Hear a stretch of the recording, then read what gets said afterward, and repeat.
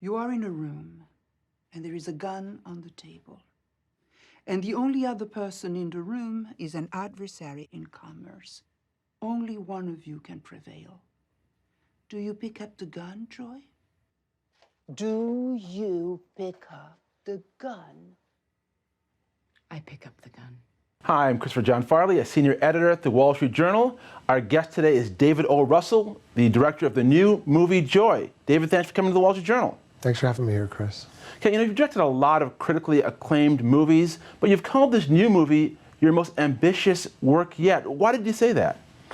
Because it's the first film that I think has a woman at the center of it. It's the first film that covers a lifespan with many generations in it. Jennifer plays from 18 to 45. And it's about an endeavor that seems ordinary, but really is very special because to start anything, it's about, I wanted to see a movie where a woman had to, in a way, become the Michael Corleone of her family, even with making simple household products.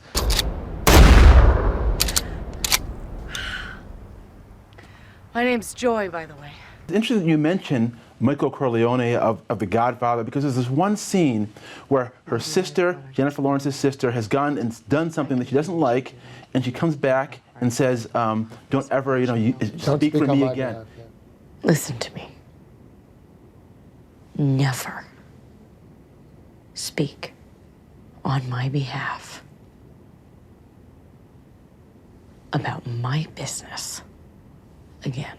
And that felt a lot like The Godfather. Is that something that was in your mind that you directed that scene? Well, it's something that's in life. You know, it was in the story of the real Joy. The movie's half inspired by Joy Mangano, who started 100 record-setting patents. And so that was based on truths from her story. And that's what I find powerful, is that this woman who was so tender and inventive had to become fierce. What? You undid the whole thing. You blended both factual stuff about her and stuff that was totally of your own invention. What made you decide to do that?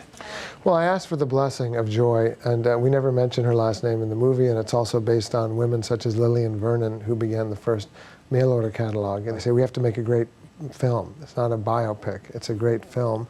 And in a great film, that means we need a license to, it's the first movie I've had, Chris, where I go into the nightmares, the literal nightmares that she's having when she sleeps.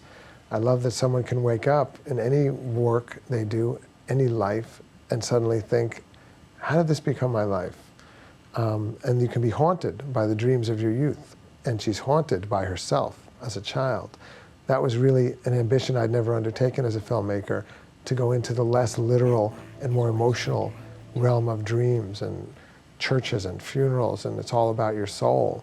There's also a strong theme of salesmanship in this movie, where you get to learn how people who we see pitching products on TV, how they reach us, how they convince us to buy the things they want to sell us. Did you do a lot of research into that area to sort of come up with the writing? Well, my father was a salesman, so the Bradley Cooper character is based on some people I knew as my father. I don't care what you're selling. It could be books. My father worked in Simon & Schuster selling books. He always had a sales case. Or whether you're selling chairs, or whether you're selling cars, or whether you're selling stocks, you have to have a sincere belief in what you're doing, I think. Hi, would you like to try a new mop? No. It's self-wringing. You can remove the mop head, throw it in the washing machine. No germs. No. One thing I found really inspirational about the film was the fact that the main character, Joy, she suffers all these setbacks, yet she uses them continually as fuel for her new ideas and for her new ventures. And I'm wondering, is there a setback that you've encountered over your career that you've managed to sort of use as fuel for new ideas or for new ventures? And so I had a time in my, about 15 years ago, where I think I felt a little adrift. And I rediscovered by making a film called The Fighter that if you stay true to the things you know personally, and I would say this goes back to your question about sales, if it's personal to you, you find the human connection, and it comes from inside yourself, someplace that's true.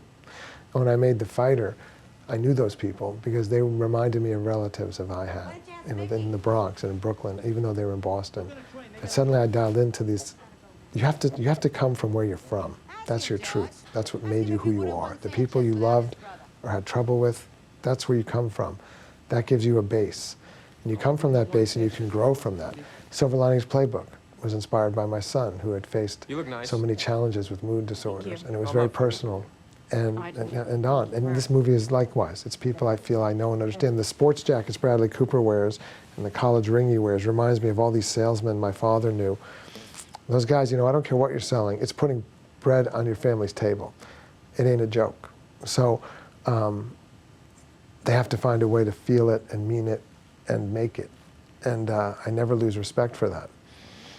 Well, the movie is Joy. David O. Russell, thanks for coming to the Wall Street Journal. Thank you for having me. Thanks, Chris. Thanks, man. I don't want to end up like my family. I have to do things myself once and for all. Okay, Godspeed. Good luck. Here we go.